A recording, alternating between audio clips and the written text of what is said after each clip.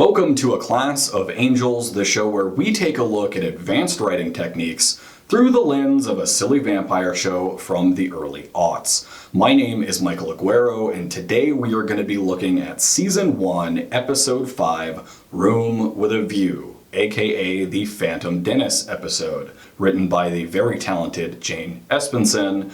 This episode takes a lot of what we've learned in the past few videos in this series and combines them all together. This episode is one of the best in Season 1. It is, in my opinion, one of the best in the entire show.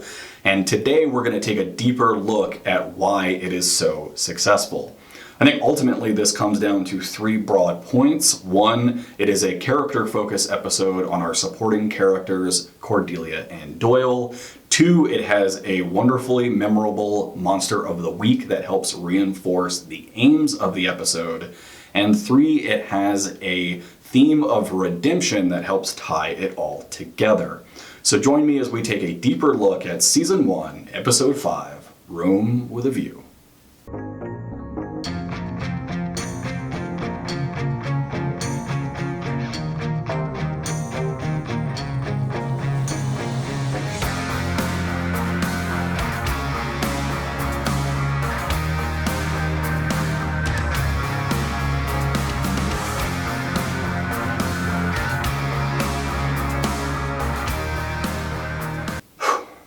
Alright, before we get into the details of this episode, let's run through a quick recap. Cordelia needs a new apartment, Doyle owes some people some money, Cordelia moves in with Angel, there is a comedic misunderstanding, Doyle runs from his problems, Angel and Doyle strike a deal to help each other out with their respective problems, that being that Angel has to put up with Cordelia as a roommate, and Doyle owes some bad people some money. There is an apartment hunting scene. Surprise, surprise, the apartment is haunted, and we meet our monster, a ghost played by veteran character actress Beth Grant. Great to see her here. There is a research scene. There is a fight between the ghost and Cordelia. Our demons show up, dovetailing those two plot lines together. There is a second fight scene between our ghost and Cordelia, this time using words. Our ghost hits Cordelia's berserk button. She defeats the ghost. The demons are similarly dispatched. There is a heart-to-heart between Angel and Doyle where they talk about the life Doyle has been leading, and then we get a happily ever after scene between Cordelia and our new friend Phantom Dennis.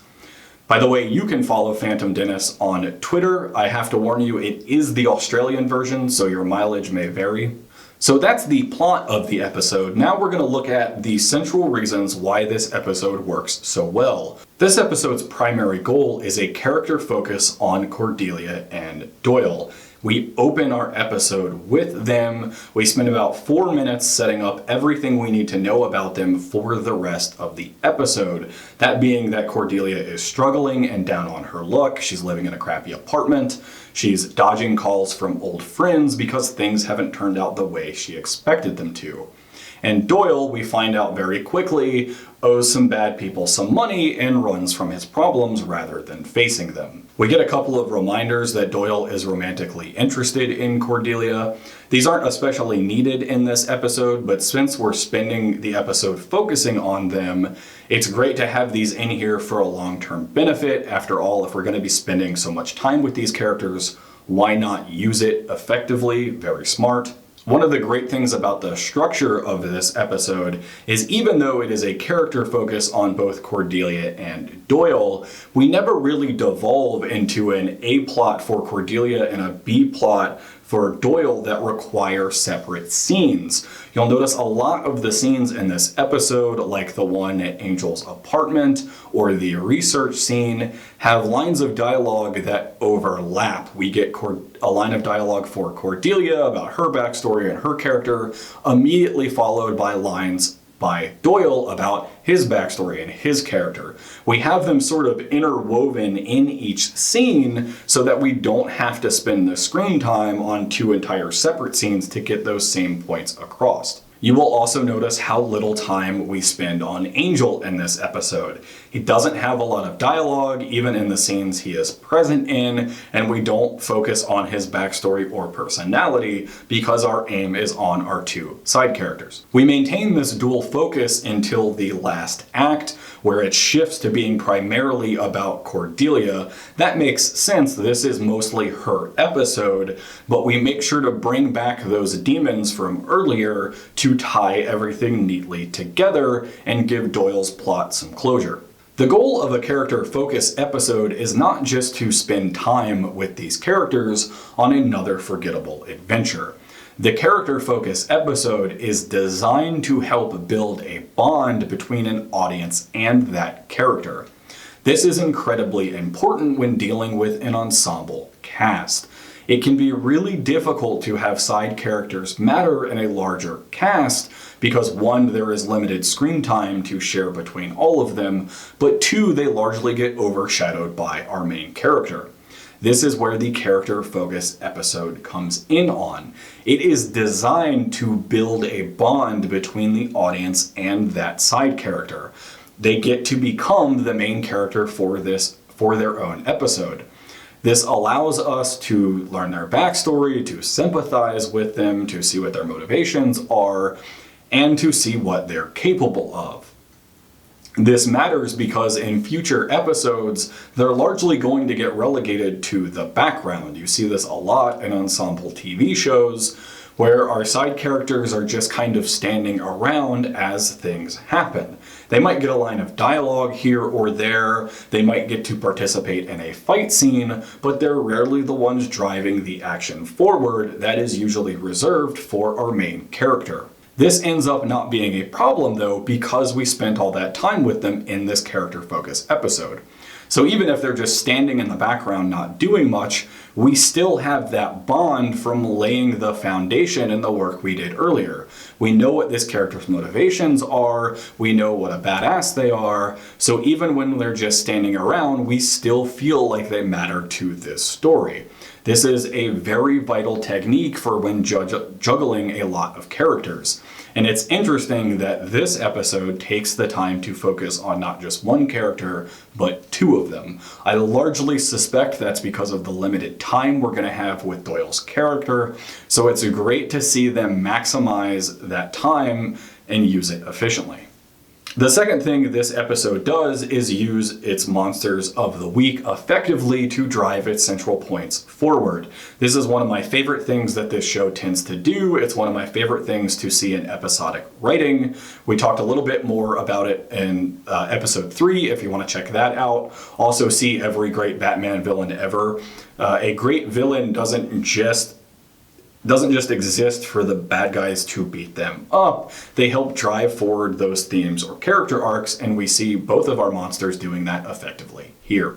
Our first monster of the week is Wonderful. She's a mean old hag of a ghost played by a great character actress in a fun costume with a lot of lively dialogue to help bring her to life, and has a genuinely interesting story on her own. The real benefit to this character is how they reflect on Cordelia. Cordelia is down on her luck, things aren't working out the way she wants to, and it's impacting her self-esteem. We match this with a villain who preys on people's low self-esteem.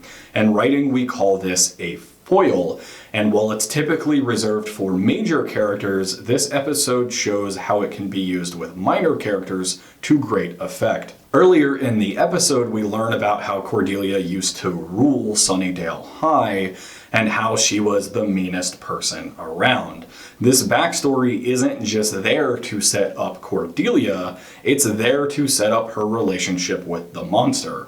Or to look at this from the writer's perspective, the writers picked a monster of the week that would reinforce the things they wanted to teach us about Cordelia. In this episode, Cordelia is down on her luck and trying to remember her earlier strength, so we create a monster that highlights that conflict. A mean old lady who can bring out Cordelia's insecurities, and one that Cordelia can eventually triumph over. Even the comedic scene earlier in the episode where Cordelia is bossing Angel around serves this purpose. At this point in the story, Cordelia has been brought low, so she takes shelter in this earlier persona, sort of bossing Angel around like she would have in high school. But it's fake, it's blustered, we can sort of tell that in that scene, but it comes back around at the end of the episode where she recovers that strength for real. Doyle's monster of the week is less great.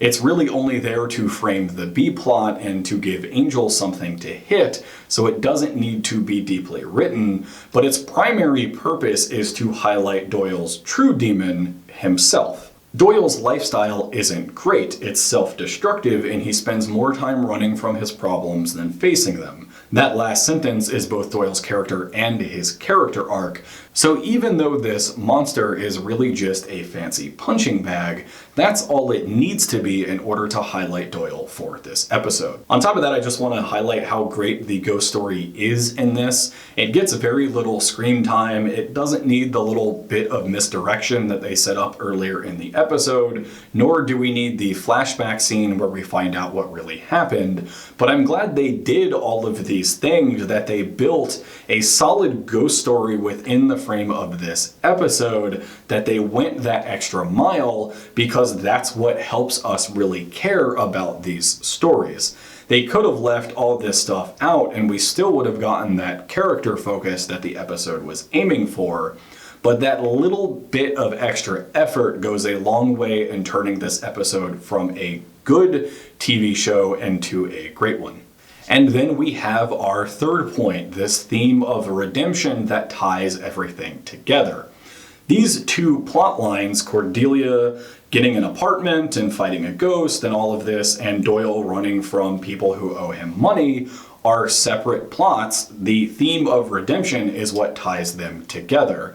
Cordelia thinks that she in some way deserves where her life is at because of how mean she used to be in Sunnydale. And Doyle is running from something we haven't learned yet that will come up in a later episode, but his whole character arc since episode 1 has been about redemption.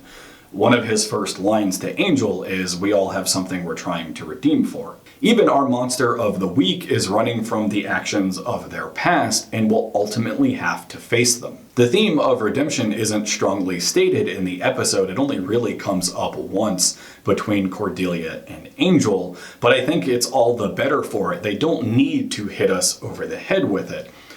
The two plot lines of Cordelia and Doyle could have totally remained separate for this episode. We even still could have had the demons following Doyle to Cordelia's apartment and getting killed. But by having both of these A and B plots being about redemption helps tie the whole episode together and make it feel like one coherent story rather than two separate character stories plus a separate monster of the week. We have three whole stories here, Cordelia's, Doyle's, and the monsters, but it feels like one coherent episode because of that unifying theme. All of these things are why this episode remains one of the best in the series.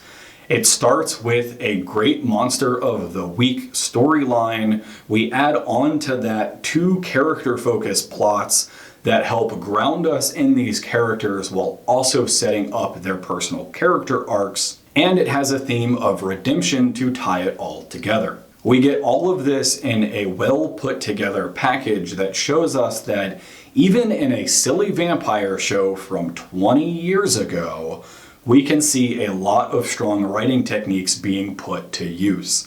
The writers did not have to do any of this. They could have just written another episode in which there's a monster on the loose and our heroes have to go beat it up, and we would have been happy with that. Instead, they took a lot of time to think about the structure of this episode and the purpose of each of those parts to make something that is greater than the sum of its individual components and forms a very memorable episode of television. One that spawned a beloved side character in Phantom Dennis, one that furthered the storyline of two of our most important characters. It's just a great episode of television. That is Season 1, Episode 5, the Phantom Dennis episode in the books. If you would like to support this channel, you can do so on Patreon or by buying my short stories on Google Play. I have recently uploaded a few new ones up there covering a variety of genres and story types, so check them out. Every bit of support helps the channel grow and buy better equipment so we can make the best videos possible. We will be back with Season 1, Episode 6. Thank you for watching, and I will see you in the next video. And look at how this episode accomplishes to see how the episode accomplishes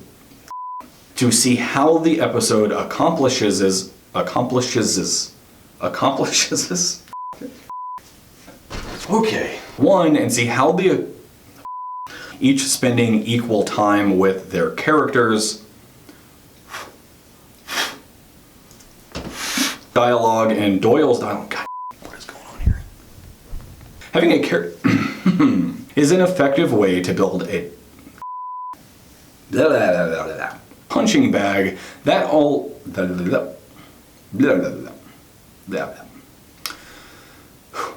have no idea.